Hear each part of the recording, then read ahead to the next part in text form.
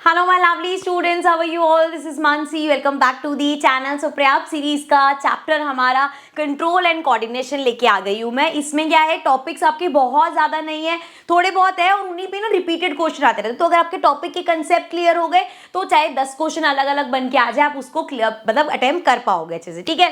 So now let's get started. सबसे पहले MCQs देख लेते हैं। सो सबसे पहला क्वेश्चन है, the correct sequence of events when someone's hand touches a hot object unconsciously. तो हमें ये तो पता है, जैसे हम कोई गर्म चीज को हाथ करते हैं क्या होता है, रिफ्लेक्स एक्शन होता है। जो स्पाइनल कॉर्ड डायरेक्ट मैसेज भेजता है, हम एकदम से हाथ डाल लेते हैं, ठीक है। तो वो रिफ्लेक्स आर्क होता है, उस पाथवे को बोलते हैं। अब इसमें से देखो करेक्ट कौन सा और क्या गलती है किसमें। सो रिसेप्टर्स पे के पास गया, ठीक है, स्किन हमारा रिसेप्टर है, ये बात तो बिल्कुल ठीक है, सारा पहला पॉइंट सब में वही है।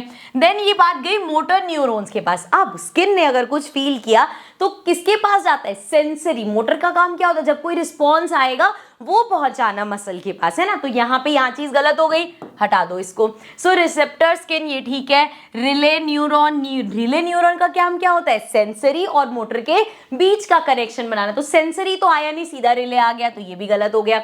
नेक्स्ट देखो फिर से, चलो रिसेप्टर ठीक है, सेंसरी अब काम किया ना इसने, सेंसरी के पास गया, फिर रिले गया, फिर मोटर के पास गया, फिर इफेक्टर मसल के पास गया। इफेक्टर मसल मतलब उसने रिस्पॉन्स दिया, ठीक है। सो यहाँ पे अच्छा इस वाले में देख लो, स्किन के पास गया, सेंसरी के पास गया, डायरेक्ट इफेक्टर के पास चला गया। यहाँ पे क्या होगा, सेंसरी के पास जाएगा, रिले के पास जाएगा, उसके बाद मोटर के पास आएगा, फिर मसल के पास मैसेज आएगा ना, मोटर ही तो मैसेज लेके आएगा। सो दैट मीन्स इन सब में से C part is the correct answer, ठीक है। चलो आगे बढ़ते हैं, नेक्स्ट क्वेश्चन देखते हैं। Question number 2, sense organ in which olfactory receptors are present. Sense कौन से, ऑल फैक्ट्री कहाँ पे होते हैं हमारा, हमने एक उसमें भी किया था, केमिस्ट्री में भी किया था ये ऑल फैक्ट्री इंडिकेटर्स, जिसमें हम स्मेल से बताते थे कि कोई चीज एसिड है या बेस है, मतलब स्मेल चेंज की वजह से। सो क्या होता है, नोज की हेल्प से, ठीक है, याद रखना, वहां से रिलेट कर लेना। क्वेश्चन नंबर 3 देखते हैं।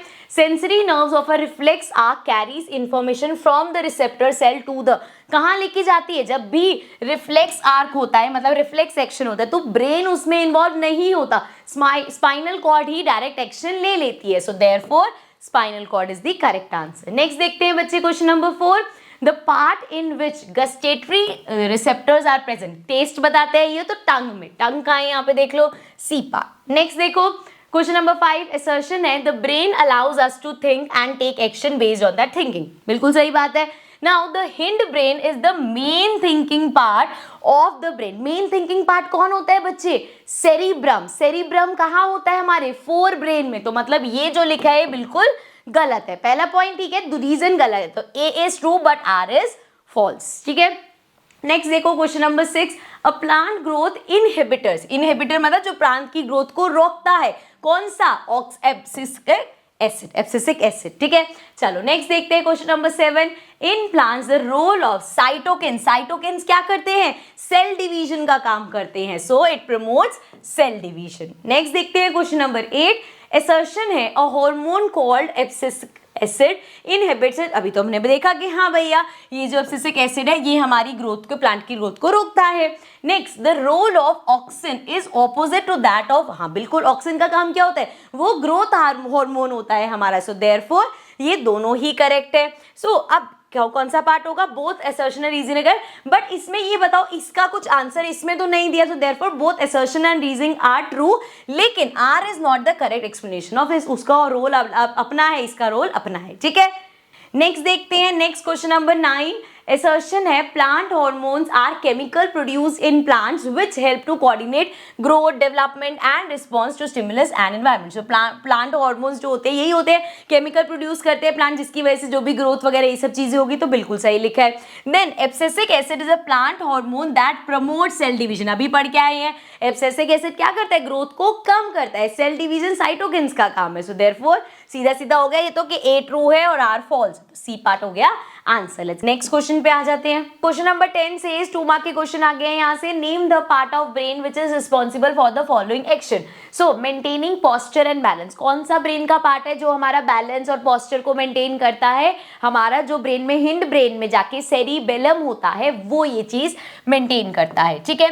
Then beating of heart, heart beat वगैरह कौन की इनवॉलेंट्री एक्शन है कौन करता है, मेडुला ऑब्लोंगेटा। नेक्स्ट है हमारे पास थिंकिंग, मेन पार्ट कौन सा है, सेरिब्रम, वो सारा थिंकिंग वगैरह का पार्ट जो है, मतलब जो भी काम है वो करता है, रिस्पॉन्सिबल है। Blood pressure, again blood pressure फिर से हमारा मेडुला ऑब्लंगेटा। ठीक है बच्चे, नेक्स्ट देखो question number 11, how is the brain and spinal cord protected in human brain. So brain और स्पाइनल कॉर्ड को कौन प्रोटेक्ट करता है? तो हमारा ब्रेन क्या है, स्कल है, पूरा बोन का स्ट्रक्चर है उसके अंदर होता है, तो स्कल प्रोटेक्ट करता है। ऐसी जो हमारी स्पाइनल कॉर्ड है वो वर्टिब्रल कॉलम, वो क्या कहते हैं, प्रोटेक्ट करके रखते हैं। ठीक है, अब कहीं कहीं पे आपने देखा होगा ब्रेन के जब हम प्रोटेक्शन की बात करते हैं ना, तो क्रेनियम आता है। क्रेनियम में बेसिकली स्कल का ही पार्ट है, बोन्स का पूरा स्ट्रक्चर है जो कि हमारे ब्रेन को प्रोटेक्ट करता है, तो स्कल लिखना ज्यादा बेटर है। ऑल्सो इन दोनों के साथ साथ ये तो करते ही है, साथ में एक फ्लूइड होता है। कौन सा फ्लूइड होता है हमारा? सेरिब्रो स्पाइनल फ्लूइड, जिसको CSF फ्लूइड भी बोलते हो। बेसिकली कोई भी शॉक वगैरह से इसको ब्रेन को और स्पाइनल कॉर्ड को बचा के रखता है। ठीक है, नेक्स्ट है state one main function of medulla oblongata and cerebellum. So cerebellum का तो अभी हम लास्ट उसमें पढ़ के आए हैं, क्या करता है वो? सेरिबेलम का क्या फंक्शन होता है कि हमारा जो बॉडी का पोस्चर है, बैलेंस वगैरह मेंटेन करने का। उसके अलावा कौन सा पूछा था? मेडुला ऑब्लंगेटा बोलते हैं जो इनवॉलेंट्री एक्शंस को कंट्रोल करता है। So the medulla's main function is to control involuntary body functions like breathing, heart rate, blood pressure, ये सबको कंट्रोल करना। एंड सेरिबेलम का प्राइमरी फंक्शन क्या होता है? Coordinate muscle movement and maintain balance and posture. ठीक है, चलो नेक्स्ट क्वेश्चन देखते हैं। Question number 12, what is nerve impulse? State the direction followed by a nerve impulse while travelling in the body of an organism. So nerve impulse क्या होता है? Basically electric signal समझ लेते हैं जो हमारी बॉडी में सारी मैसेजेस जो हैं उसको इधर उधर कन्वे करता है। So nerve impulse can be described as an electrical signal that transmitted along with the nerve fiber। ठीक है, जहां से मैसेज सारे ट्रांसफर करता है। कैसे होता है? The electrical impulse travels in one direction from dendrite. किसकी बात हो रही है? अच्छा, ये 2 नंबर का क्वेश्चन है, इसमें फिगर बनाने की जरूरत है, सिर्फ आपको समझाने के लिए मैंने बनाई है। ये हमारा एक न्यूरॉन होता है, वो क्या करता है, यहाँ से मैसेज उसके पास आ गया, फिर वो इधर से इस एक्सॉन में भेजेगा एंड यहाँ पे जाएगा नर्व एंडिंग पे जाके, फिर वो केमिकल में कन्वर्ट होगा और दूसरा आगे इसके एक और लगा होगा, वहां न्यूरॉन में पास कर देगा और इस तरीके से मैसेज को भेजा जाता है। एक बार पढ़ लेते हैं। वन डायरेक्शन फ्रॉम डेंड्राइट, ये जो बिल्कुल उसकी टिप है, टू द सेल बॉडी, ये सेल बॉडी में जाएगा message, and then along the axon, फिर एक्सॉन में जाता हुआ at the axon end electrical signals release. कहाँ की बात हो रही है? नर्व एंडिंग की बात हो रही है। केमिकल सब्सटेंस रिलीज करते हैं विच क्रॉस द साइनेप्स। साइनेप्स क्या होता है?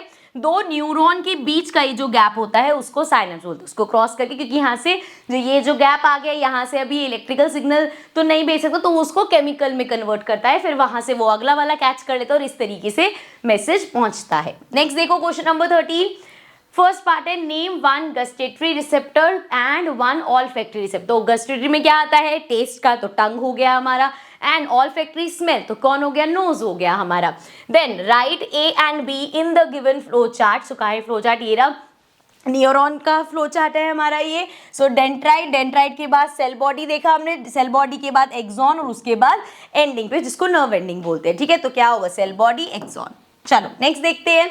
Question number 14, write the main function of the following. पहला है सेंसरी न्यूरॉन। अब ये सेंसरी न्यूरॉन क्या करते हैं बच्चे? ये हम जो बात करते हैं कि मोटर न्यूरॉन है, सेंसरी, तीनों मैं आपको बता रही हूँ। एक हमारे होते हैं मोटर न्यूरॉन, एक होते हैं सेंसरी न्यूरॉन और एक हमारे होते हैं रिले न्यूरॉन। अब इनका काम क्या होता है? सेंसरी, कुछ सेंस करा इन्होंने।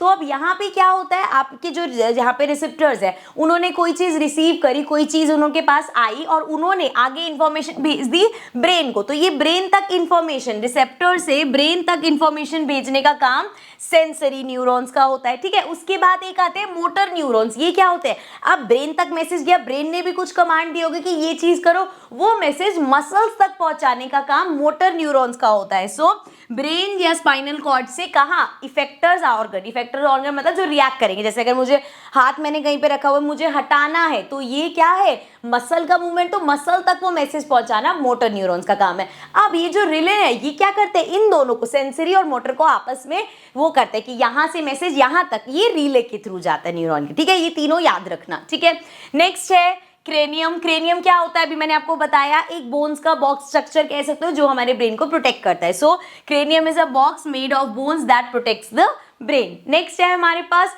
वर्टिब्रल कॉलम अगेन हमारी स्पाइनल कॉर्ड को जो प्रोटेक्ट करता है वो होता है, ठीक है।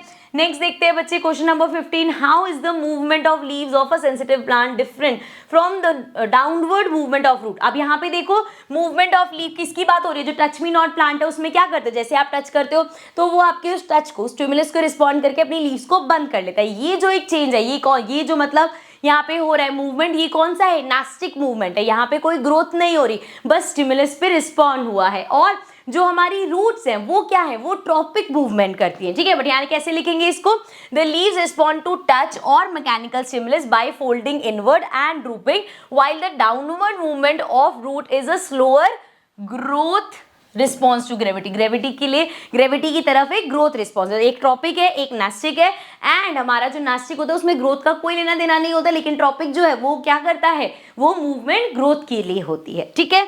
चलो नेक्स्ट देखते हैं बच्चे question number 16, where are auxin synthesize in a plant, which organ of the plant shows positive phototropism. पहली बात तो ऑक्सिन कहाँ सिंथेसाइज होते हैं, ये हमारी शूट पे, शूट की जो टिप है, tip of the stem and या शूट, ठीक है, वहां पे होते हैं। पॉजिटिव फोटोट्रोपिज्म मतलब जो लाइट की तरफ जाते हैं, लाइट की तरफ कौन सा जाता है, हमारा जो प्लांट है उसका जो, क्योंकि लीव्स को बेसिकली क्या चाहिए होता है, फोटोसिंथेसिस के लिए सनलाइट चाहिए होती है, तो लाइट की तरफ कौन सा पार्ट भागता है, जो हमारी शूट्स है प्लांट की, वो लाइट की तरफ भागते हैं। Then negative geotropism, negative geotropism क्या होता है, ग्रेविटी की तरफ। ग्रेविटी कहाँ खींचती है, नीचे की तरफ खींचती है, लेकिन जो प्लांट है, रूट्स तो नीचे की तरफ जाते हैं, लेकिन प्लांट्स कहाँ है, वो तो ऊपर की तरफ अपवर्ड ग्रो हो रहा है, तो वो अगेंस्ट द ग्रेविटी जा रहे हैं, मतलब वो नेगेटिव वाला हो गया, तो शूट हो गया। And positive hydrotropism, positive hydro, पानी की तरफ कौन सा जा रहा है, रूट्स हम नीचे डाल रहे हैं, रूट्स नीचे की तरफ जा रही हैं, सो ये हमारे रूट्स हो गए, दे बेंड टुवर्ड्स दी वाटर, जिस तरफ पानी मिलेगा, जैसे अगर यहाँ पे पानी इकट्ठा हो रहा है तो रूट्स आपकी फैलती फैलती वहां तक चली जाएंगी, उसको पता चल जाता है कि उधर पानी मिल जाएगा, ठीक है। चलो आगे देखते हैं question number 17. So name a plant hormone responsible for bending of shoot of a plant when it is exposed to unidirectional light. How does it promote phototropism. So कौन सा हार्मोन है हमारा, ऑक्सिन एक ऐसा हार्मोन है जिसकी वजह से हम कह सकते हैं फोटोट्रोपिज्म। फोटोट्रोपिज्म बेसिकली क्या होता है, प्लांट जो है वो बेंड करता है जहां पे लाइट होती है उसके लिए। सो अब ऑक्सिन का काम क्या होता है, वो बेसिकली जो शेडी पार्ट है ना वहां पे बढ़ते, ग्रोथ हार्मोन है हमारा, तो जब वहां पे बहुत सारे एलिंगेट हो जाते हैं तो वो प्लांट को बेंड करवा देते हैं। और बेंड कहाँ हो रहा है, प्लांट की लाइट की तरफ। So auxin is the plant hormone that causes a plant shoot to bend when it is exposed to unidirectional light. Auxin accumulates on the side of the shoot that is shaded, जो shaded side है वहां पे वो collect होने लग जाता है, causing the cells on the side to elongate more than the cells on the side that is exposed to light. तो जहां पे शेड है वहां पे ज्यादा हो रहे हैं, लेकिन जहां पे शेड मतलब सनलाइट आ रही है, जहां पे रोशनी आ रही है वहां पे ज्यादा नहीं है, तो which causes the shoot to bend in the direction of light, जिसकी वजह से वो बेंड हो जाता है। कोई चीज यहाँ पे बहुत ज्यादा इकट्ठी होगी, वेट डाल रही है तो वो भैया बेंड हो जाएंगी, ठीक है। चलो नेक्स्ट देखो question number 18, state the two types of movement seen in plants, give one example of each. अभी मैंने बताया दो टाइप के कौन से मूवमेंट होते हैं, एक होता है ट्रॉपिक मूवमेंट, एक होता है nastic movement. Tropic movement growth की वजह से होता है, मतलब जैसे आपका प्लांट बढ़ रहा है, ग्रो कर रहा है, रूट्स बढ़ रही हैं, ये सारे क्या है, ट्रॉपिक मूवमेंट है, ग्रोथ है इसमें इन्वॉल्व। लेकिन एक नास्टिक होता है उसमें ग्रोथ का कोई लेना देना, जैसे एग्जाम्पल हो सकता है touch me not plant. Touch me not plant में जैसे आपने टच किया, उसने बस रिस्पॉन्स के लिए अपनी लीव्स को बंद कर लिया, लेकिन यहाँ पे कोई ग्रोथ इन्वॉल्व नहीं है, ठीक है। चलो नेक्स्ट क्वेश्चन देखते हैं, question number 19, name the hormone secreted in a scary situation by animals. Animals humans एक ही बात है, ठीक है, हमारी बात ही हो रही है।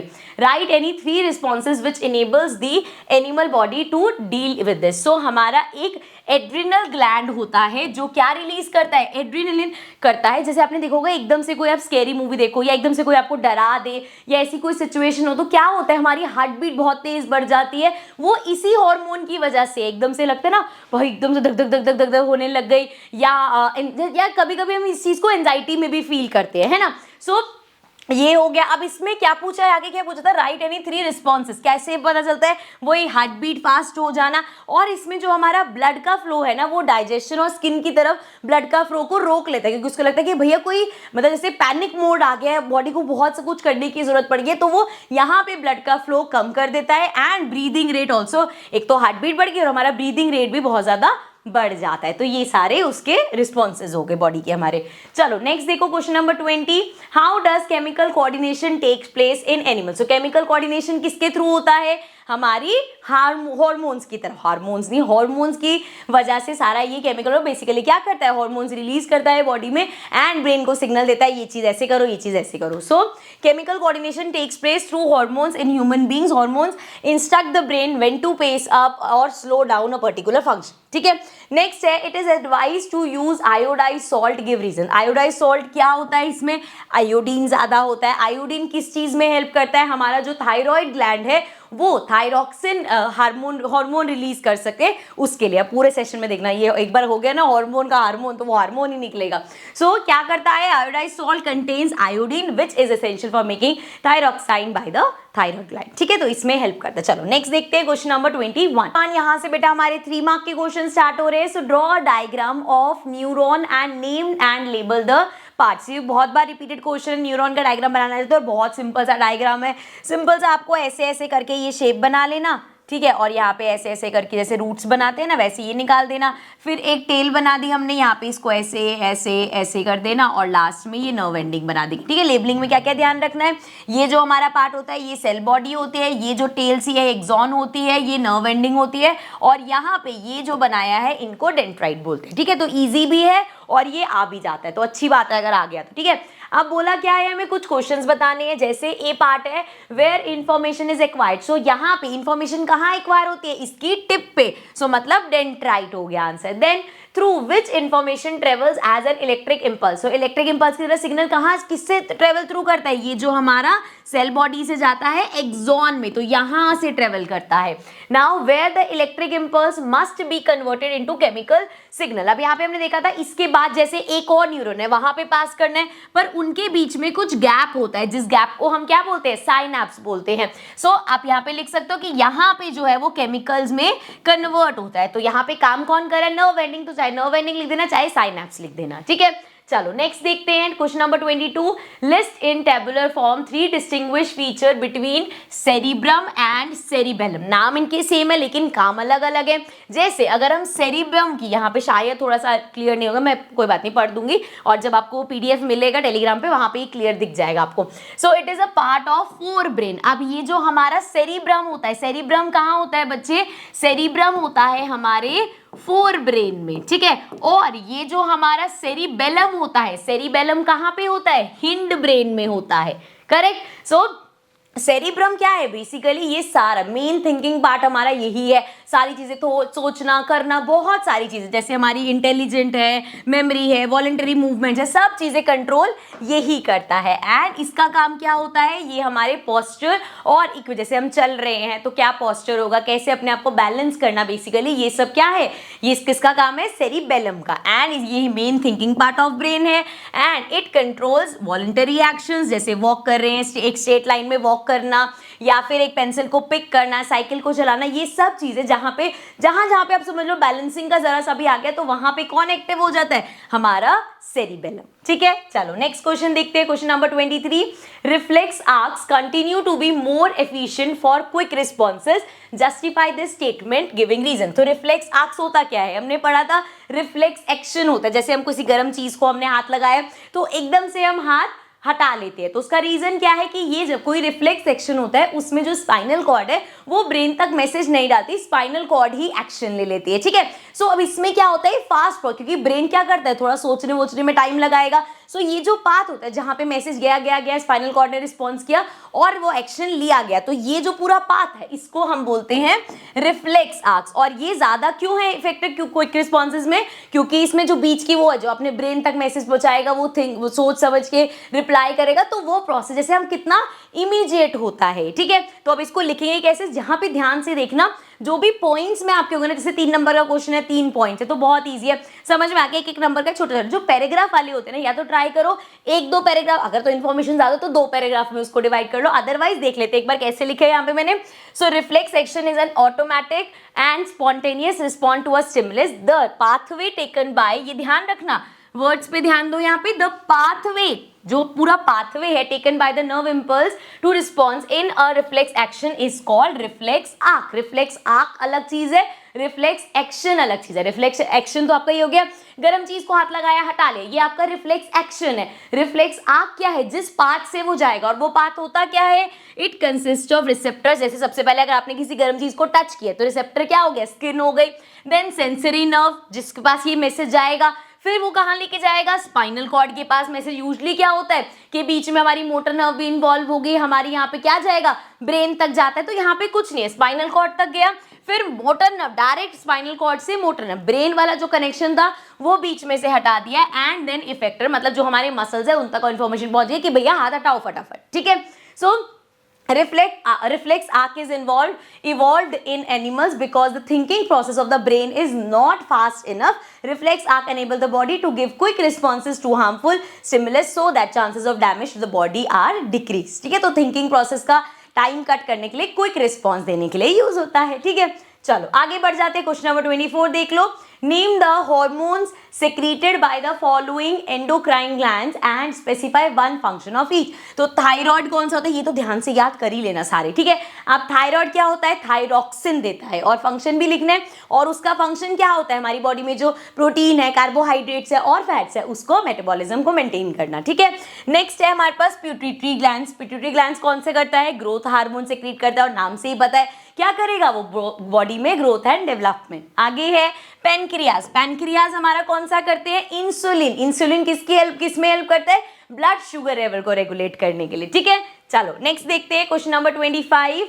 And old man is advise by his doctor to take less sugar in his diet. अब शुगर का केस है तो क्या हुआ होगा उनको, name the disease from which the man is suffering. So sugar की वजह से कौन सी डिजीज होती है, डायबिटीज होती है, ठीक है।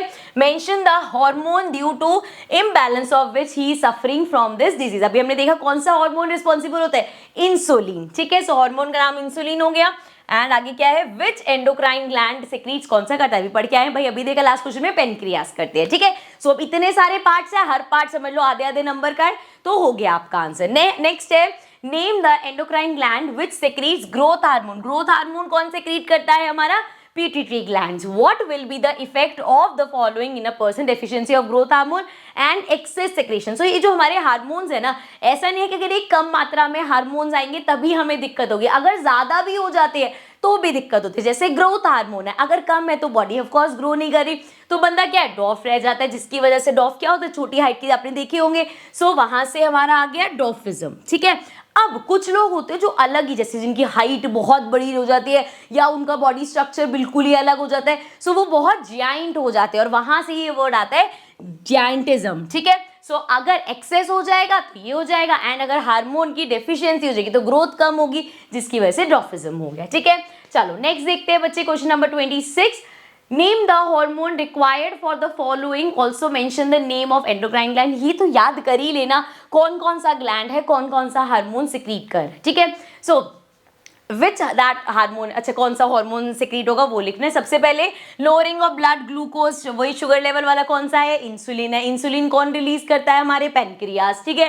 Then development of moustaches and beard in human, so ये वाले कौन से, रिप्रोडक्टिव पे थोड़ा सा चले जाओ, टेस्टीज करते हैं, ये तो हो गया जो ग्लैंड है, और कौन सा करते हैं, टेस्टोस्टेरोन। सो यहाँ इसकी वजह से जितने भी बॉडी में सेक्सुअल डेवलपमेंट्स होते हैं इसकी वजह से होते हैं। नेक्स्ट है मेटाबॉलिज्म, मतलब मेल्स में, ठीक है। देन सी पार्ट है metabolism of carbohydrates, fats and protein, कौन करता है, अभी हम पढ़ के आए हैं, थायराइड ग्लैंड है हमारा, थायरॉक्सिन हार्मोन करता है रिलीज वो, ठीक है। चलो नेक्स्ट देखते हैं बच्चे, question number 27। Complete the following table again. Thyroxine, thyroid क्या फंक्शन होता है इसका, अभी पढ़ के आए हैं। मेटाबॉलिज्म का उसका जो भी हमारे कार्बोहाइड्रेट्स, फैट्स और प्रोटीन्स है वो दे संभालता है। देन जो हमारा ग्रोथ हार्मोन है कौन सा ग्लैंड है, पिट्यूटरी ग्लैंड हो गया, ठीक है, फंक्शन उसका दे रखा है। देन इंसुलिन है, पेनक्रियास से आता है, फंक्शन क्या है, ब्लड शुगर लेवल को रेगुलेट करना, ठीक है। नेक्स्ट क्वेश्चन पे आ जाते हैं, question number 28। Question number 28 says name a plant growth hormone synthesised at the shoot tip, explain its effect on the growth of plant in response to light. So यहाँ पे किसकी बात हो रही है, ऑक्सिन की बात हो रही है। ये हमारा प्लांट ग्रोथ है, कहाँ पे होता है, ये शूट की टिप पे होता है। अच्छा इसका क्या लेना देना है रिस्पॉन्स टू लाइट, यहाँ पे क्या होता है, जो ये ऑक्सिन होता है ना, इसके साथ एक चीज होती है, ये कहाँ सबसे ज्यादा प्रोड्यूस करता है खुद को, जहाँ पे शेड होते हैं। जैसे अगर यहाँ से लाइट आ, ये आपका प्लांट है, ठीक है। अब यहाँ पे हम यूजुअली देखते हैं प्लांट को लाइट तो ऑफकोर्स चाहिए, लेकिन ये जो ऑक्सीजन है ये कहाँ डेवलप होता है, शेड, जहाँ पे जिस साइड पे शेड होगी तो ये यहाँ पे बढ़ता जाएगा बढ़ता जाएगा बढ़ता जाएगा, जिसकी वजह से हमारा जो प्लांट है वो बेंड हो जाता है। और बेंड किस तरफ हो रहा है, वो लाइट की तरफ हो रहा है। सो वहां से इनका ये रिलेशन बनता है। पढ़ते हैं इसको। Auxin is a plant growth hormone that is synthesized at the shoot tip. Auxin play a crucial role in the growth of plant की ग्रोथ में हेल्प करता है ये, particularly in their response to light, a phenomena known as phototropism. जो मैंने आपको explain किया है उस पूरे प्रोसेस को फोटोट्रोपिज्म बोलते हैं, जिसमें हम कहते हैं कि जो प्लांट है वो लाइट की तरफ बेंड होता है। लेकिन उसका रीजन पीछे से क्या है, इसकी वजह से। So when a plant is exposed to light from one direction, auxin are distributed unevenly. So ये जो ऑक्सीन है अनइवनली डिस्ट्रीब्यूटेड है, they accumulate on the side of plant that is away from the light. जो शेड वाला part है वहां पे ये ऑक्सीन ज्यादा डिव होते हैं, so promoting cell elongation on that side. तो वहां पे वो बढ़ रहे हैं, as a result plant bend towards the light, क्योंकि शेड में वो बढ़ता जा रहा है जिसकी वजह से प्लांट बेंड हो गया है। सो कहां गया, bend towards the light, optimizing its ability to capture sunlight for photosynthesis, क्योंकि उसको तो अपनी फोटोसिंथेसिस के लिए सनलाइट चाहिए, इसलिए वो उस तरफ बेंड होता जाता है। नेक्स्ट देखो question number 29, state the function of each of the following plant hormones. सबसे पहले गिबलिन्स, ये भी हमारा ग्रोथ हार्मोन होता है। ये किस में हेल्प करता है, प्रमोट ग्रोथ ऑफ स्टेम, जो हमारी स्टेम है उसकी ग्रोथ में। Auxin again it is a plants to grow, it helps in plants to grow. Auxin controls the growth and development of cells in the plant. ठीक है। Next है abscess, ये इसका उल्टा होता है। ये क्या करता है, ग्रोथ को रोकता है, तो it inhibits the growth of the plants. ठीक है, ग्रोथ को रोकेगा ये, भैया ऐसे नहीं कि प्लांट्स बढ़ता ही जाए। नेक्स्ट 4 मार्क का एक क्वेश्चन देख लेते हैं फटाफट से। इसमें बेसिकली ये 4 मार्क के केस बेस्ड स्टडी के क्वेश्चन होते हैं, जिसमें आपको एक पूरा पैराग्राफ वगैरह दे देते हैं और फिर साथ में कुछ क्वेश्चंस पूछ लेते हैं। ये पूरा पढ़ लेते हैं एक बार। Sir in table in which the levels of thyroid stimulating hormones in women are given and answer the question that follows on the basis of understanding of the following paragraph and related study। पूरा पढ़ लेते हैं एक बार, फटाफट से पढ़ देती हूँ मैं। ये एक टेबल दे रखा है कि जो इस एज के होते हैं उनका नॉर्मल इतना होना चाहिए, अगर इससे कम है तो लो होगा, इतना नॉर्मल होना चाहिए, एज वाइज है। ठीक है। Now women are at higher or greater risk of developing abnormal TSH levels during menstruation while giving birth and after going through menopause. Around 5% of women in the United States have some kind of thyroid problem compared to 3% of men. So यहाँ पे ये कह रहे हैं कि thyroid problem ज्यादातर women में होती है compared to men. Despite claims that high TSH increases your risk for heart disease, a 2013 study found no link between high TSH and heart disease. तो भैया यहाँ से फिर आया कि भैया कुछ ऐसा लिंक नहीं है इनके बीच में, बट हम ये फटाफट पढ़ लेते हैं यार, ये सारी एक्स्ट्रा नॉलेज है। But a 2017 study showed that older women are especially at risk for developing thyroid cancer if they have high TSH levels along with thyroid nodules। ठीक है। सो अब क्वेश्चंस क्या पूछे हैं, अ 35-year-old woman has TSH level 6.03। अब देखो 35 years मतलब इस रेंज में आना चाहिए, इस एज ग्रुप में है वो, और यहाँ पे कितना होना चाहिए, 0.4 से 4 होना चाहिए, और उनका 6 है तो मतलब बहुत ज्यादा हाई है। What changes should she bring in her diet to control this diet? अब एक बात बताओ, TSH कहाँ से आया है, हमारा कौन सा वाला है, थायराइड का, मतलब थायरोक्सिन काम क्या होता है उसका, कार्बोहाइड्रेट्स, फैट्स और प्रोटीन्स वगैरह का मेटाबॉलिज्म संभालना। तो इनको डाइट में क्या चेंज कराएगा, किसी भी डाइटिशियन के पास जाएंगे वो उनको क्या बोलेंगे, she has to reduce her intake of carbohydrates and fats. ठीक है। नेक्स्ट देखो, when do women face a greater risk of, ये तो पूरा एज इट इज दे ही रखा था, जब मेंस्ट्रुएशन का टाइम होता है या प्रेगनेंसी का टाइम होता है या मेनोपॉज का टाइम होता है। ठीक है। नेक्स्ट पूछा है, state the consequences of low TSH level. So अगर TSH लेवल छोटा मतलब कम हो जाएगा, जैसे यहाँ पे बोला ना, इससे इस रेंज में तो बहुत कम होता है, तो इससे क्या होता है, बहुत ज़्यादा ड्रास्टिक एकदम से वेट। आपने देखो वो कुछ लोग होते हैं थोड़ा हेल्दी होते हैं एंड सडनली उनका 10-15 kg वेट लॉस हो जाता है, तो बिकॉज उसकी वजह, किसकी वजह से, थायराइड की वजह से। और थायराइड भी 2 तरह से होते हैं, एक में होता है थायराइड में बहुत ज़्यादा वेट बढ़ता जाता है, और एक में होता है थायराइड की वजह से वेट कम होता जा रहा है। ठीक है। तो लो TSH लेवल जब होता है तो वेट लॉस होता है और वीकनेस आती है। ठीक है। नेक्स्ट है, name the mineral that is responsible for synthesize of hormone secreted by. कौन सा मिनरल हेल्प करता है, हमारा आयोडीन। आयोडीन की हेल्प से ये जो हमारा थायराइड ग्लैंड है ये थायरोक्सिन हार्मोन बना पाता है। ठीक है। तो कौन सा मिनरल हो गया, आयोडीन। नेक्स्ट चलते हैं question number 31। So now question 31, यहाँ से बेटा हमारे 5 मार्क के क्वेश्चन स्टार्ट हो रहे हैं। पहला 5 मार्क क्वेश्चन है, what constitute the central and peripheral nervous system, how are the components of central nervous system protected and which signals will get disrupted in case of spinal cord injury. चलो so पहली बात तो central और central में कौन कौन सा आता है, हमारा ब्रेन आता है और हमारी स्पाइनल कॉर्ड आती है।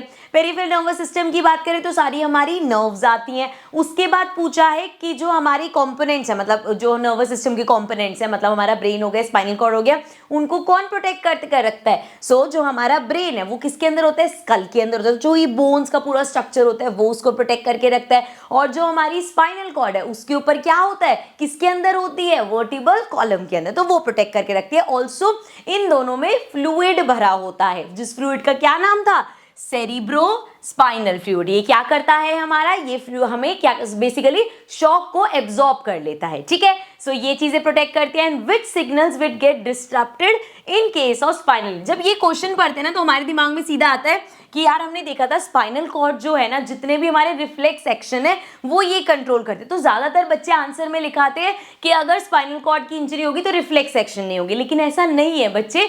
बाकी भी जो हमारे सिग्नल्स है स्पाइनल कॉर्ड से ही तो ब्रेन तक जाते हैं, तो वो सारी चीजें डिस्टर्ब होंगी। तो क्या क्या लिखना पड़ेगा हमें, सारा। In case of spinal cord injury, signals that travel between the brain and the rest of the body can be disrupted. This can affect both हमारे जितने भी मोटर सिग्नल्स हैं एंड जितने हमारे सेंसरी सिग्नल्स हैं, सारे ही डिसरप्ट होंगे अगर हमारी स्पाइनल कॉर्ड में इंजरी हो गई, ठीक है, गॉट इट। चलो नेक्स्ट क्वेश्चन देखते हैं, क्वेश्चन नंबर 32। पहला पार्ट है, लीव्स ऑफ छुई मुई plants begin to fold up and droop in response to a stimulus. Name the stimulus and write the cause for such a rapid movement. Is there any growth involved in this movement? So छुई मुई plant के बारे में पढ़ा, जैसे हम उसको touch करते हैं वो बंद हो जाता है। तो क्या होता है, किसकी वजह से, क्या स्टिमुलस है, टच। जैसे आपने उसको टच किया, सो हमारा स्टिमुलस पूछा है, name the stimulus, so touch हो गया। एंड राइट द कॉजेस, क्या कॉज होता है, बेसिकली इलेक्ट्रिकल केमिकल सिग्नल्स इधर उधर जो हमारे भागते हैं उस सेल्स को जाके बोलते हैं कि भैया यहाँ पे रिस्पॉन्स देना पड़ेगा, और रिस्पॉन्स में वो क्या करता है, वो अपने आप को बंद कर लेता है। बेसिकली सेल्स क्या कर रहे हैं, शेप चेंज कर रहे हैं। और ये मूवमेंट जो है, हमने पढ़ा था प्लांट्स में दो मूवमेंट होते हैं, एक तो ट्रॉपिक होता है जो ग्रोथ की तरफ जाता है, एंड एक होता है नेस्टिक मूवमेंट। तो ये नेस्टिक मूवमेंट में आता है। तो जो यहाँ पे हमसे पूछा है, is there any growth involve, तो नहीं भाई, कोई ग्रोथ इन्वॉल्व नहीं है इसमें, ठीक है। चलो आगे नेक्स्ट पार्ट है इसका, डिफाइन जियोट्रोपिज्म इन प्लांट्स। तो जियोट्रोपिज्म क्या होता है बच्चे, जियो से याद रखना था हमें क्या, ग्रेविटी। तो ग्रेविटी की वजह से जो यहाँ पे ग्रोथ होती है उसको हम बोलते हैं जियोट्रोपिज्म। कैसे लिखेंगे, यहाँ पे देखते हैं इसका answer. So geotropism is the movement or growth of the plants in response to the force of gravity. अब इसी में ही ना दो चीजें आती है जो यहाँ पे आगे पूछा है, what is meant by positive and negative geotropism. So जैसे हमने फोटोट्रोपिज्म में पढ़ा था कि लाइट की तरफ प्लांट भागता है, तो ग्रेविटी में भी ऐसा ही होता है। अब पॉजिटिव में क्या है, जब ग्रेविटी क्या करती है, नीचे की तरफ खींचती है, तो जो पार्ट नीचे की तरफ ही जा रहा है तो वो पॉजिटिव दिखा रहा है, और जो उसके अगेंस्ट जा रहा है, जैसे अगर हम देखें एक प्लांट में जो रूट्स है वो कहाँ जाती है, नीचे को, प्लांट के नीचे ऐसे फैलते हैं, तो वो क्या है, ग्रेविटी की तरफ जा रही है। लेकिन जो प्लांट है उसकी जो स्टेम है वो क्या करती है, ऊपर की तरफ आती है, तो मतलब वो ग्रेविटी के ऑपोजिट जा रही है। तो जो ग्रेविटी के ऑपोजिट जा रहा है वो नेगेटिव हो गया, और जो ग्रेविटी की तरफ ही जा रहा है, जहां ग्रेविटी खींच रही है उसी तरफ जा रहा है, वो पॉजिटिव हो गया। और एग्जांपल्स देने हैं तो एक का एग्जांपल रूट हो गया, एक का एग्जांपल हमारे प्लांट की स्टेम हो गई, ठीक है।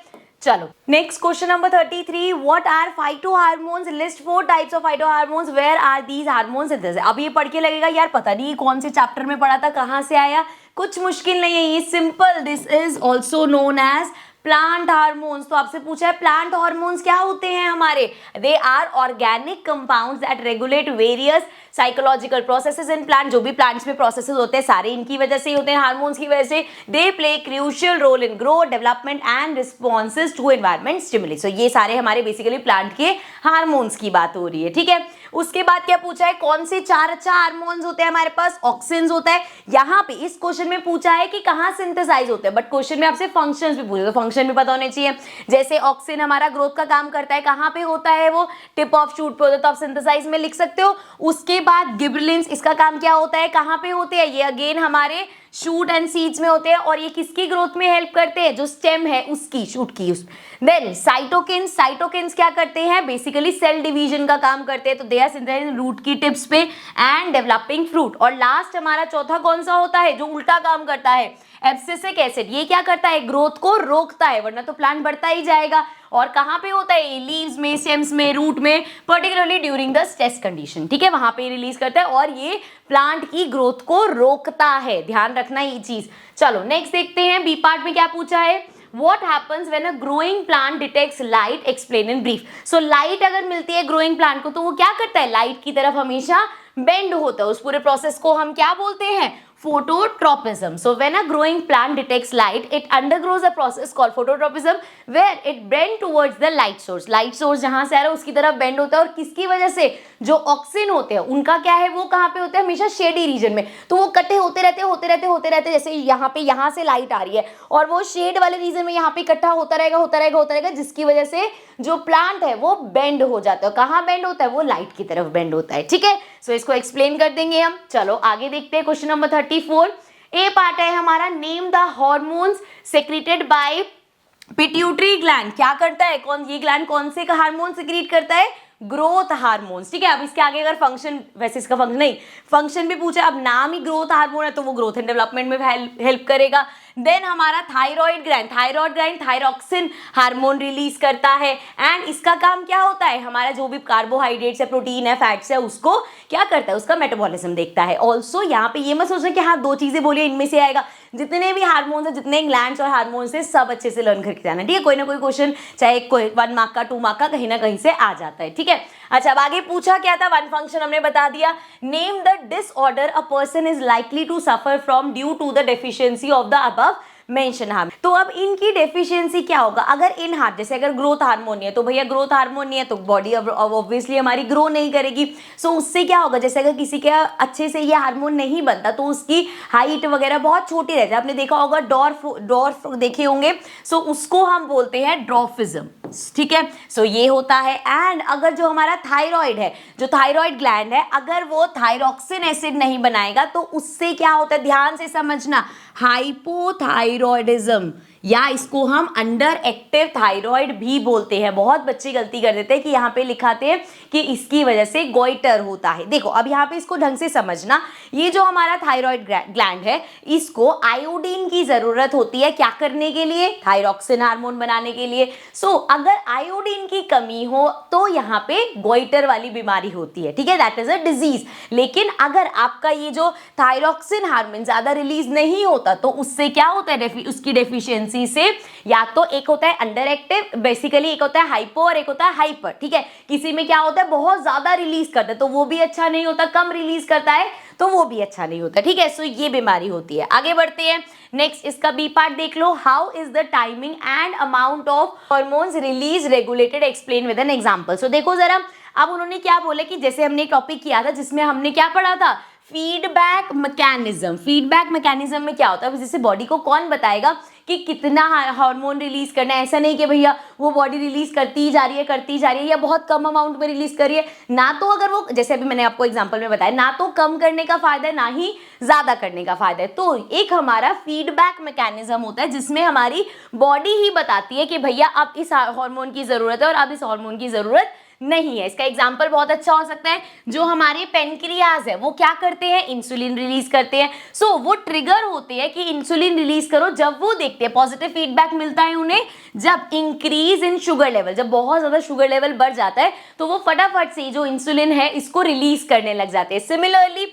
जब हमें दिखता है कि लेवल ऑफ शुगर जो है ब्लड का वो अब डिक्रीज हो गया है तो वो क्या करता है, उसको पता चल गया, इसको नेगेटिव है कि भैया वो डिक्रीज हो गया, ठीक है, अब और इंसुलिन की बॉडी को जरूरत नहीं है। So pancreas will stop the secretion of insulin, तो कहेंगे ठीक है भाई और हम नहीं सिक्रीट करेंगे, ठीक है। So this was the last question. इसी के साथ हमारे चैप्टर के सारे हमारे क्वेश्चंस कंप्लीट होते हैं। आई रियली होप आपको अच्छे से क्वेश्चन समझ में आ गए होंगे, चैप्टर क्लियर हो गया होगा। सारे टॉपिक्स मैंने कोशिश करा है कि मैं PYQ सारे ऐसे लूँ, सारे आपके टॉपिक्स क्लियर कर दूं, ताकि अगर कहीं से भी कोई क्वेश्चन बन के आए किसी भी टॉपिक में से तो आप उसको अटेम्प्ट कर सको, ठीक है। सो नाउ अब मैं नेक्स्ट चैप्टर के साथ आऊंगी कल। अभी के लिए इस वीडियो को करते हैं and I will see you all in the next video. और डरना नहीं है, all the very best for your exam.